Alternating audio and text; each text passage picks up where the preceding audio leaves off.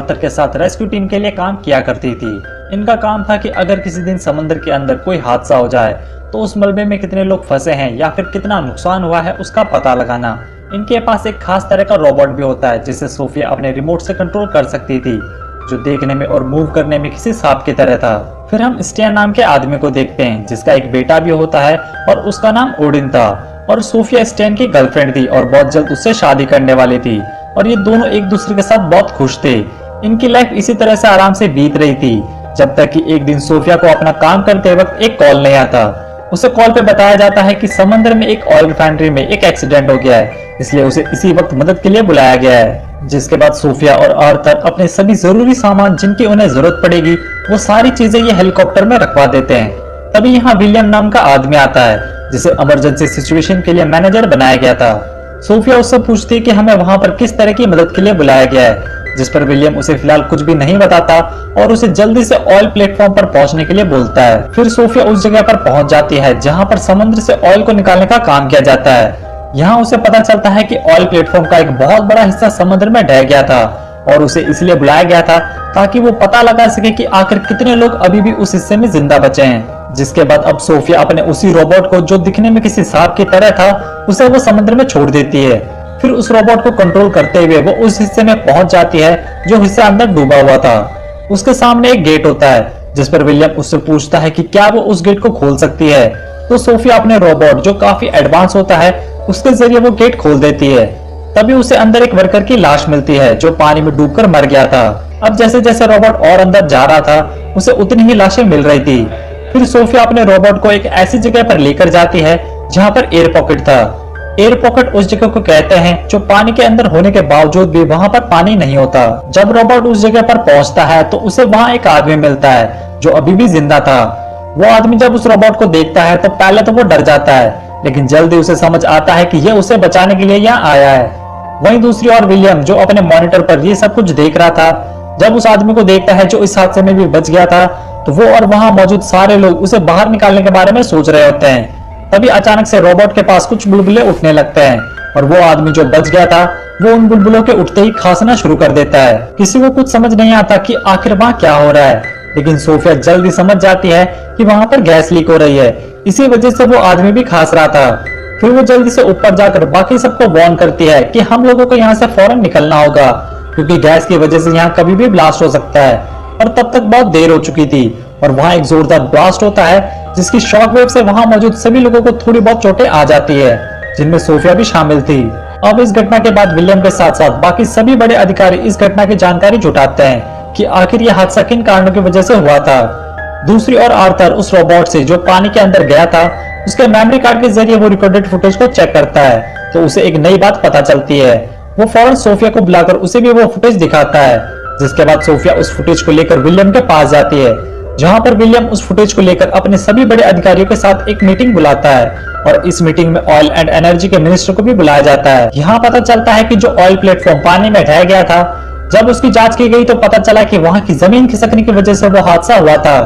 लेकिन अब जो नई फुटेज जो उस रोबोट के जरिए मिली थी उसे देखकर पता चलता है कि समुद्र के नीचे एक बहुत बड़ी दरार आ गई है और आने वाले कुछ दिनों में वो दरार और भी बहुत बड़ी हो जाएगी।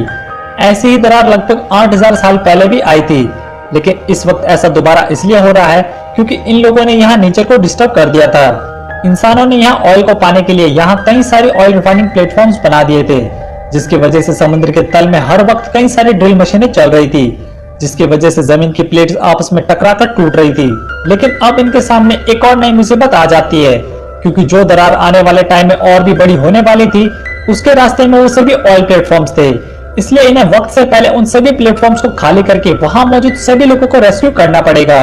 इसलिए फौरन रेस्क्यू ऑपरेशन चलाया जाता है जहां पर सभी ऑयल प्लेटफॉर्म्स को बंद कर दिया जाता है और वहां पर काम कर रहे सभी लोगों को हेलीकॉप्टर के जरिए बाहर निकाला जाता है। ऐसे ही एक प्लेटफॉर्म पर स्टैन भी काम करता था और उस प्लेटफॉर्म के चीफ रोनी को कॉल आता है जहां उसे बताया जाता है कि उसके प्लेटफॉर्म का वेल फोर अभी तक बंद नहीं हुआ है और ना ही वो उसे हेडक्वार्टर से बंद कर पा रहे हैं, इसलिए उसे खुद नीचे जाकर मैन्युअली बंद करना पड़ेगा।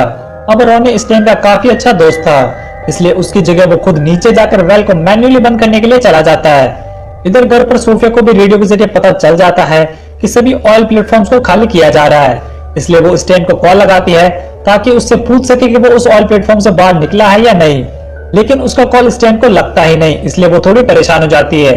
वहीं प्लेटफॉर्म पर हम देखते हैं कि उन्हें यहाँ से ले जाने के लिए हेलीकॉप्टर भी आ गया था, पर स्टैन अब भी नीचे था, जहाँ पर वो उस वेल को बंद कर देता है।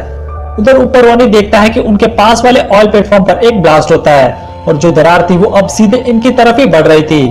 वो दरार इतनी ज्यादा बड़ी होती है कि वहां मौजूद एक बड़ा शिप सीधा उसके अंदर ही समा जाता है। मजबूरन रोनी और बाकी सभी लोगों को स्टैन के बिना वहां से निकलना पड़ता है और ये लोग बहुत ही मुश्किल से सही टाइम पर वहां से निकल जाते हैं, नहीं तो ये सब भी मारे जाते।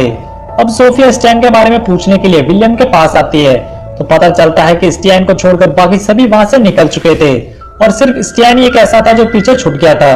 सोफिया विलियम से कहती है कि तुम्हें उसे रेस्क्यू करना पड़ेगा, जिस पर विलियम ऐसा करने के लिए मना कर देता है क्योंकि वहां पर बहुत ज्यादा खतरा था और वो किसी एक को बचाने के लिए वो कुछ और लोगों की जान खतरे में नहीं डाल सकता था। सोफिया उससे कहती है कि उसका एक बेटा भी है और मैं उसे यह नहीं बता सकती कि उसके पिता को हम लोगों ने मरने के लिए वहां छोड़ दिया है, इसलिए उसे हर हाल में बचाना होगा।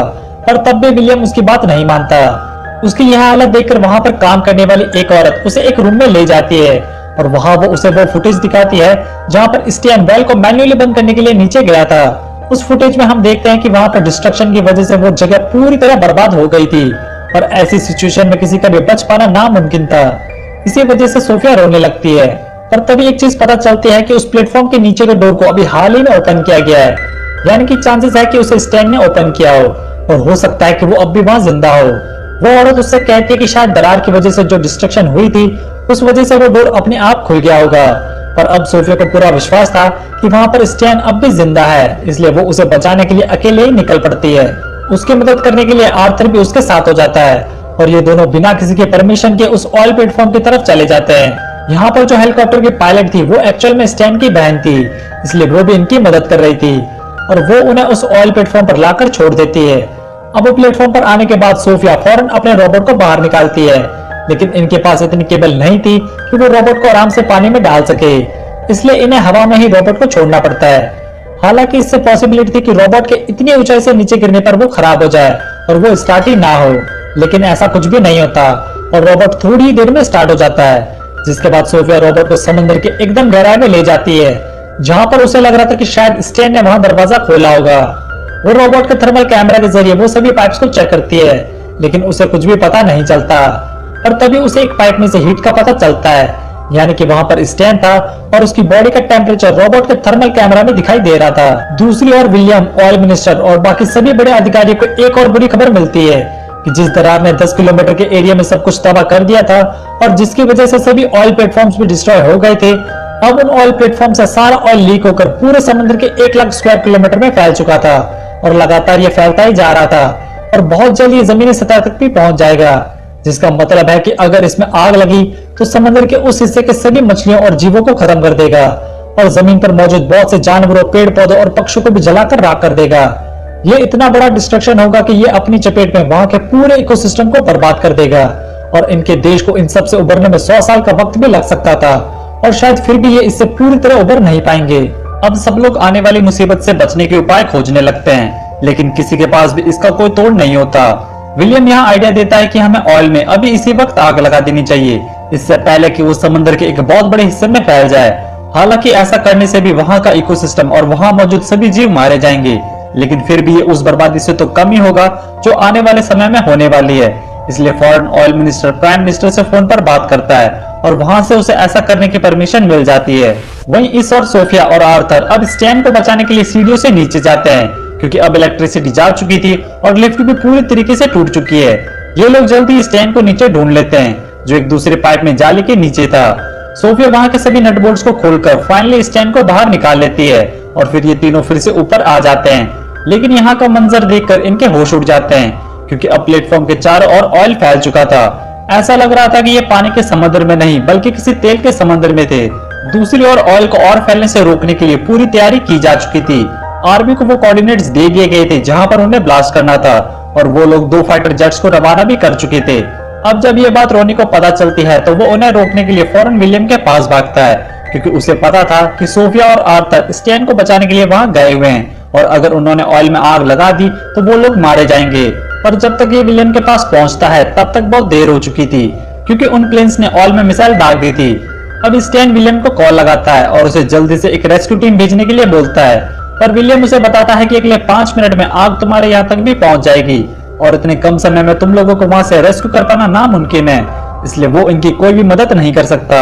अब इन्हें समझ आ जाता है कि अगले 5 मिनट में इन तीनों की मौत होने वाली है, क्योंकि वो आग तेजी से इनकी तरफ ही बढ़ रही थी और इतनी भयानक आग में ये पूरा प्लेटफॉर्म भी जलकर खाक हो जाएगा।